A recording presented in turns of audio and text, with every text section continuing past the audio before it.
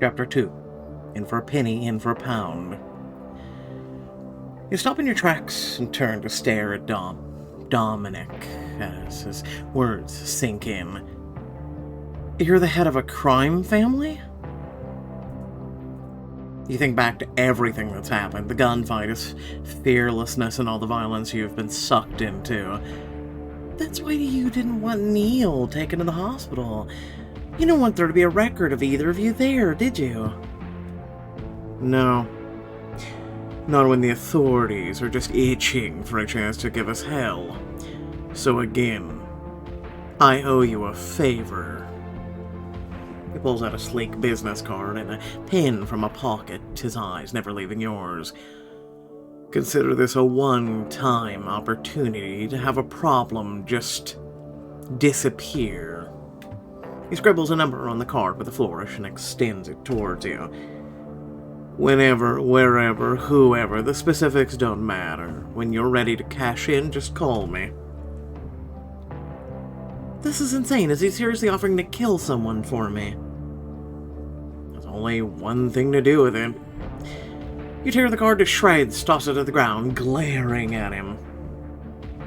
I'm glad you and Neil are okay, but I know exactly what accepting a favor from a mob boss means. No thanks. As a doctor, I try to save lives, not end them. Don't act like such a saint. There must be someone in your life who gives you a headache. Someone who you've wished would just disappear. I mean, sure. There's my chief of medicine. She's more worried about saving the hospital money and following the rules and saving patients' lives. See? It's exactly the kind of problem I could solve for you. By what, killing her? You're the one who said the K word, not me. I have other ways of persuading people. I'm guessing those ways still involve things like breaking their legs, so no thank you. Dom's amusement melts away into a scowl. What do you mean, no? It's a two-letter word. Can't be that hard for you to understand.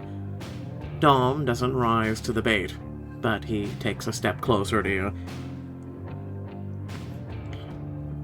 If you never call in the favor, I'll owe you forever. Do you have any idea how that makes me look? You'd be a glaring red blot in my otherwise spotless ledger. Oh, I'm so sorry, I won't let you kill people on my behalf. But judging by your reputation, you don't need my permission. The darkness you saw in him earlier settles across his face once more. As you turn towards the door, his hand lashes out and he grabs you by the arm hard. His touch sends a jolt through you, a jolt that's not just an alarm. As he leans in, his voice is a steely growl. You'll accept the favor. I'm going to make sure of it.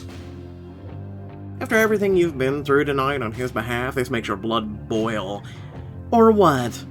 You're gonna kill me, Dom? Would you really dishonor everything I've risked by helping you tonight over something so petty? Risk? What exactly did you put at risk? Your heart's pounding, but you take a step closer and jab a finger into his chest. Oh, let's see, I walked out of my job to help you, which is a fireable offense, by the way. And if that wasn't bad enough, if my superiors find out I practice medicine without supervision, I may never work again. I only have 1 year left until I can take my boards. And thanks to you, I might have just flushed 12 years of school down the drain. So no, I don't need you to murder anyone for me. If you want to thank me, maybe you could wave your magic pistol and fix that. The words are out of your mouth before you can stop them, but as that rush of anger begins to fade, you realize just who you've said to them to. He could kill me right here where I stand. No, I'm standing my ground. Even if he does kill me now, I meant every word. You stare him down, consequences be damned, daring him to do whatever the hell he's going to do. Dom stares back, unreadable. Then he steps aside, gesturing at the door. Go. You don't wait for him to change his mind. You just make a break for the door, pressing the elevator call button beside it. As you duck into the elevator, Dom calls out to you. "This isn't over, Doctor. You'll see me again soon." You meet his cold, sharp gaze, and then the elevator doors close. You slump against one of the walls in relief. That was a promise? Or a threat? After a sleepless night here by the sound of gunshots, the dark eyes of a dangerous man, you still have to go to work. Thank God it's a night shift so I could sleep in, but I need to fix this mess. Maybe if I explain, my boss will understand why I left. I can't lose my job over this. You push open the door to your chief resident's office and step inside, ready to grovel for the sake of your career. Gray, what are you doing here? Dr. Harris, I wanted to apologize for yesterday. I know I messed up leaving in the middle of the shift, but if you let me explain, there's no need. The nurses informed me about the death in your family. I'm sorry for your loss. The what now?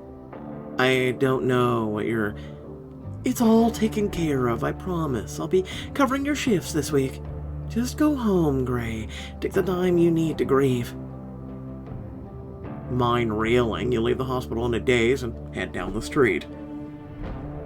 I shouldn't complain about free time off, but what the hell was she talking about? A man suddenly steps out of the shadows of an alleyway and in the glow of the streetlights. Are you Dr. Gould? Yes? He extends a sleek black cell phone towards you.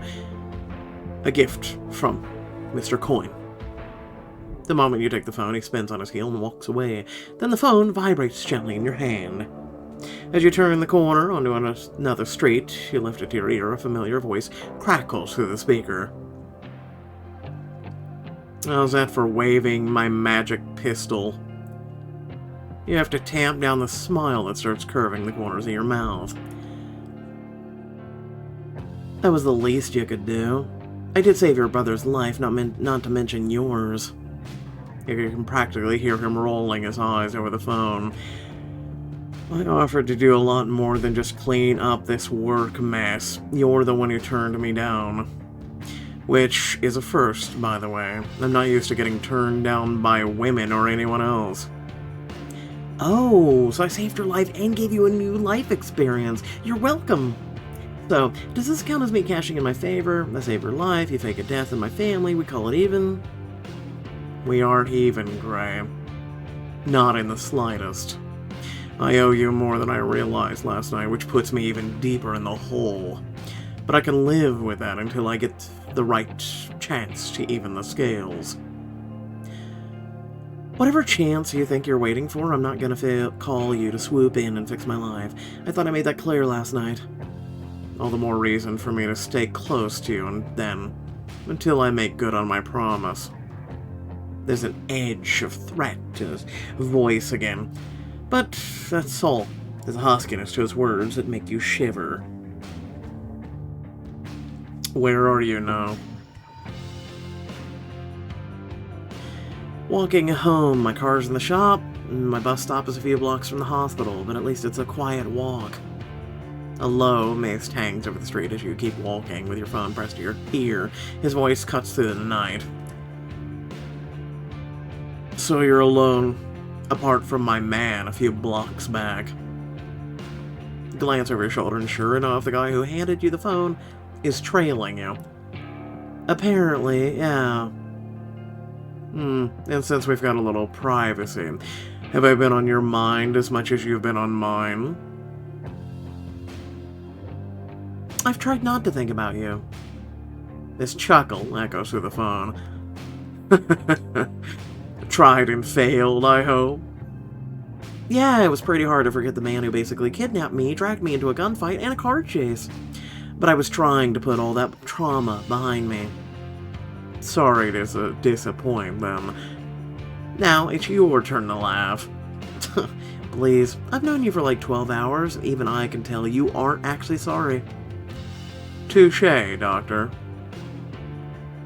He goes quiet for a long moment. You're not afraid to challenge me, are you? Is that rare in your line of work? I'm the kind of man who brought a gun in your hospital, you tell me. You both go quiet for a moment, but something about his honesty makes heat rise in your cheeks. So where are you, waving your magical pistol at someone else? You hear a harsh sigh and shifting a fabric like he's slouching on a couch. I met some gala. Lots of fake smiles, pointless chatter. None of it interests me like you do. You left all that just to call me. When I want something, I make it happen, Gray. And tonight I wanted to hear your voice. I've been imagining what it'd be like to be close to you. Those words hit you like lightning, sending a jolt of heat down your spine. What makes you think I'd let you that close to me?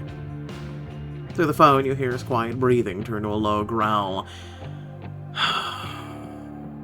If you think this is a game, Gray, let me make one thing clear. We're playing it in on my terms. The note of command in his voice makes you want to egg him on, even as it makes you shiver. And if I say I'm not playing, what then? Then you'll miss your bus. The bus suddenly squeals around a corner towards you, and you jump. How did you... Can you see me right now? I think you know the answer to that question. Okay, new question. Are you trying to seduce me over the phone? He laughs, and his answer isn't an answer, it's a command. Find a seat where you've got space to yourself. You climb onto the bus and find a seat near the back, away from any passengers. Okay, I've got a seat, or did you already know that if someone else is, if you've somehow got eyes on me? For a moment, you think the line is dead, that this is the end of whatever game he's playing with you tonight, but then he speaks. I do. Now close your eyes. His voice is like a dark velvet embrace wrapping around you. Picture my hand on your thigh. The words alone are enough to make your body stir, and then the mental image hits and makes heat coil low in your stomach. You want me to think about that right here on the bus? Why wait? In my line of work, you get very good at hearing someone's breath change, Gray. Whether they're afraid of me or aroused. So either you're terrified right now, or I know exactly how to help you relax. The idea that he somehow has eyes on you is honestly both terrifying and thrilling. You shift in your seat, trying to ignore the stirring between your thighs. Close your eyes, Gray. Do exactly what we both know you want to do.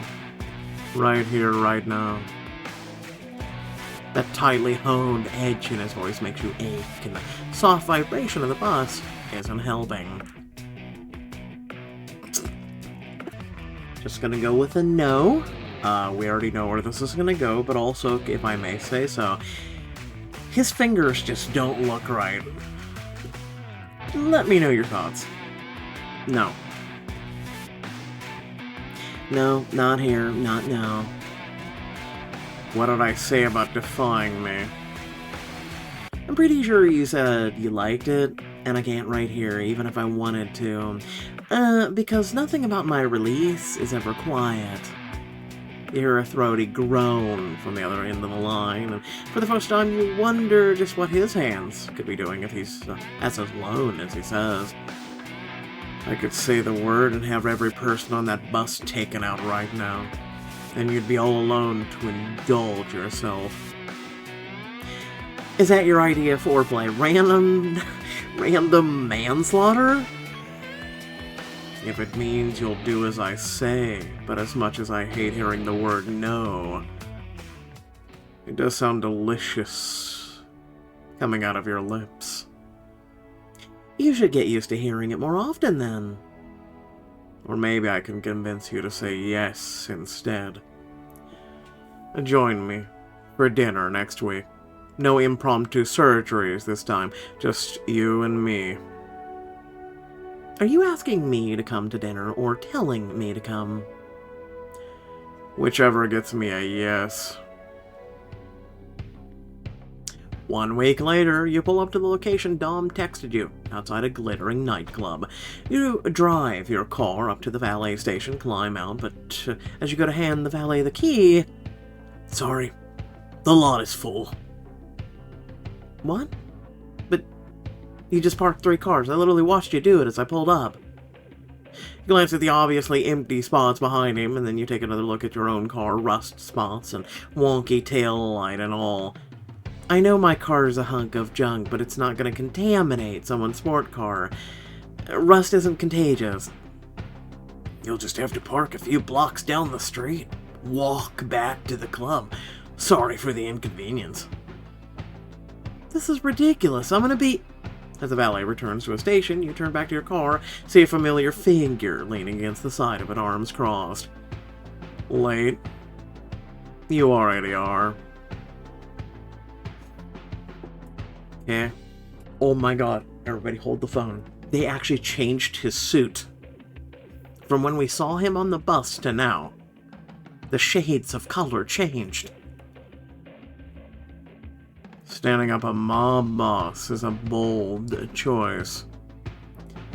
I'm not standing you up, it's just... The valet wouldn't take my car. He said the lot's full, but I just saw him park other cars right in front of me. You can almost hear his reply in that cold, cutting tone, telling you that's no excuse, that he's not a man to be trifled with, but instead... Did he now? There's a darkness in his voice that you haven't heard since the night he dragged you out of your everyday life and into whatever this is. Without another word, he stalks past you up to the stand where the valet is organizing car keys. You'd better have a damn good explanation for why my guest was turned away.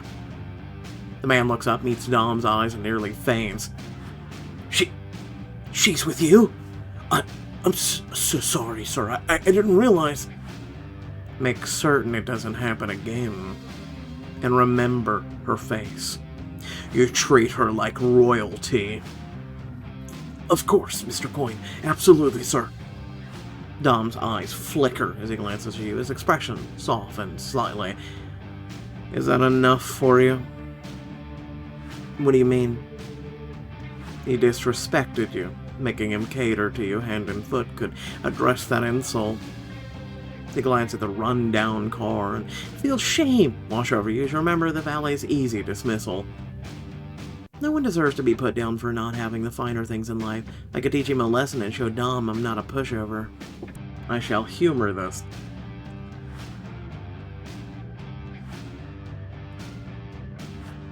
Okay, you can start by taking these. Here you go. You toss your keys and nod towards your rusty car, still sitting on the curb. I want that spot next to the entrance, and whenever I'm ready to leave, I expect my car to be ready right away. Valet hesitates for a moment, just looking between you and Dom. That spot, I can, but those spots are normally reserved for the coins only. So? Right now I'm in charge. You shouldn't be looking at him, look at me. You hold your head high. You don't glance back to see if Dom is watching you, and you're rewarded by the valet bowing and nodding hastily. Sorry, of course, I'll get right on it. As the valet hops into your car and pulls into the VIP-only lot, Dom looks at you. There's a glint of admiration in his wolfish smile. How does it feel? Putting my staff to work. It feels good, but I'd rather see you do my bidding. His head whips towards you, his eyes flashing. That's not on the menu. Not even if I ask nicely? You take a step towards him, but his hand lashes out, catching you by the wrist. His grip is so strong that even him holding your arm, you can't move. Not even then. The tight curl of his fingers around your wrist makes your pulse leap beneath them. It's just hard enough that you wonder if it'll leave a mark later, and knowing you got a rise out of him fills you with a heady thrill. Understood? Understood. His hand lingers on your wrist, and then he releases you from his iron grip as the valet steps out of your now-parked car. Your car's all set, just like you asked. Good. Now I've got one more job for you. You're going to fix my car. You see the tail light that's falling off? All those rust spots? Yes? While I'm inside, you're going to reattach the tail light and wash the whole thing. Then you're going to make me an appointment with a repair shop that can seal and touch up the rust spots on Mr. Coin's dime. Oh my lord. Okay. Wouldn't it be... Okay, you know what? I'm not even going. You know you're overstepping a bit, but there's only one way to find out what Dom will do. At first, the valet just blinks at you. But I don't know how to do anything with light. I don't have any sponges or... She didn't ask if you could do it. She told you you're going to do it. Which part was unclear? Dom steps up beside you, crossing his arms over his chest, and the valet flinches. Understood. I'll get right on it. Ready to head inside, Gray? Yeah, I just want him to remember one thing. Next time someone pulls up in a car with rust spots and an ugly muffler, think about how they're a human who deserves some respect. Everyone deserves a little common decency, no matter what their car looks like. Think you can remember that?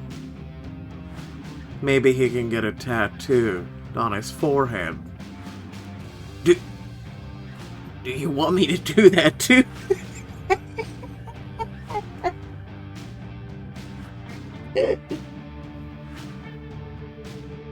I mean, at least, listen, he's a bright kid, okay? At least he knows not to be like, LOL, you're kidding me, right? At least he's a bright, okay? He wants to live versus be found in swimming with the fishes. Dom arches an eyebrow at you, but if you make a face at him and shake your head. No, but if you insult any more of my guests, we'll revisit this conversation. Yes, my sincerest apologies. Thank you both for letting me make it up to you. And letting you live. Dom offers you his arm, then you take it, feeling a subtle thrill at the contact. He leads you towards the entrance. He lowers his voice to a silky whisper as you leave the valet in your wake, frantically fiddling with your messed up tail light. You seem like you enjoyed that. So did you. Is this what the mob boss life is about? Ordering people around left and right when you aren't committing homicide? His laugh sends a ripple of warmth through you. You haven't even scratched the surface of my life. But I will admit, power looks good on you.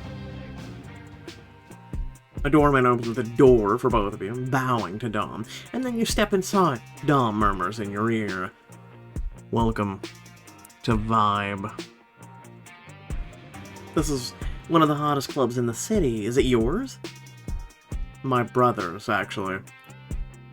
His hand rests possessively on your back as he leads you inside. The thrum of music pulses through the floor. But even if it is Neil's club, conversations pause in your wake. Everyone is looking at Dom and at you. I'm really surprised she didn't get an outfit from him or something. You know, that's usually been the thing, right? Show off. I wonder how Dom would react if a few more people were looking at me. You let go of his arm, stride confidently ahead, letting your hips sway with each step. More eyes shift towards you, and you catch a few admiring murmurs before Dom slips an arm around your waist, pulling you close. His fingers dig into your hip in a warning. Don't forget who you're here with. I didn't. I was just making sure you were paying attention. The air between you crackles, the music, the lights, and all fades into the background as he turns his head to lock eyes with you. I'm always paying attention. He guides you to an exclusive VIP booth overlooking the dance floor. As you approach, a familiar young man rises from a seat. Ah, there she is, the doctor who saved my skin. I've been looking forward to thanking you. You settle onto the couch with Neil on one side, Dom on the other. It's nice to see you up and about, Neil. Yeah, figuring... Wasn't it yesterday that you were dying? Question mark? God damn, that's a fast recovery. Just don't try giving me any more, any mob favors. Glad to see one of you is normal in the family. Yeah, that's my job around here, being the normal one. Dom glares at his brother and then levels an even darker look at you. Are you flirting with my brother right in front of me? Just complimenting his friendly attitude. Something some people could use more of. Neil lets out a raucous laugh. Oh, damn. I don't think I've ever seen my big brother this infatuated before. Dom shifts slightly against you, and then you hear a muffled thud under the table. Neil winces. Ow! You pick up a menu from the table, trying to suppress a smile. So, mob families aren't that different from real families, huh? It's families with a capital F. And yeah, we hear it when you say the lowercase. I'm sorry, what? What? Families versus families. What? I don't know, that's about the only thing I can think of. How much do you actually know about the families in town? I haven't told her much yet. Just, how many families are there in town? 5 total. The Washingtons and the Elises have been around for a long time, but they're on their way out. The 3 major players are the Barduts, the Badencourts, and the Coins. And that's you, the Coins? Bingo. So, what does being in the Coin family mean, besides being exposed to gunshot wounds and raising local homicide rates? It means we run this section of town. It means danger, sure, but it also means power, respect, and responsibility to our people. That's something we don't take lightly. He has to say that because he's the boss now. The youngest Coin to ever hold the title. Yeah, the title of acting boss. He's only in charge until our dad gets back from his trip. Yes, and I don't plan on letting that time go to waste. You literally almost died while your dad was out of town. Anyway, you could be imagining, but there's a hint of tension in Dom's voice, something Neil doesn't seem to notice as he downs a glass of champagne. So why did you bring me here tonight, Dom? To thank you properly for what you did for us. And because we have a recent opening for a new medical professional within our organization. Since you stitched up all nice and fancy a new bullet hole so nicely, we thought you might be interested. Interested in what exactly? Neil grins wolfishly, and in that moment the family resemblance between him and Dom is uncanny. Wanna join the mob? She asked what did that entail exactly, not do I want to join your happy clubhouse. Without further ado, thanks for watching. Please remember to like, share, and subscribe. Also there's the join and thanks features. Consider checking those out. Be greatly appreciated if you would consider supporting the channel. Yeah. Aside from that, what really to say? I don't know. Let me know your comments down below. Love reading them. So let me see what kind of feedback, thoughts you have about this new book. And that's about it. So, catch you all in the next video. Peace out.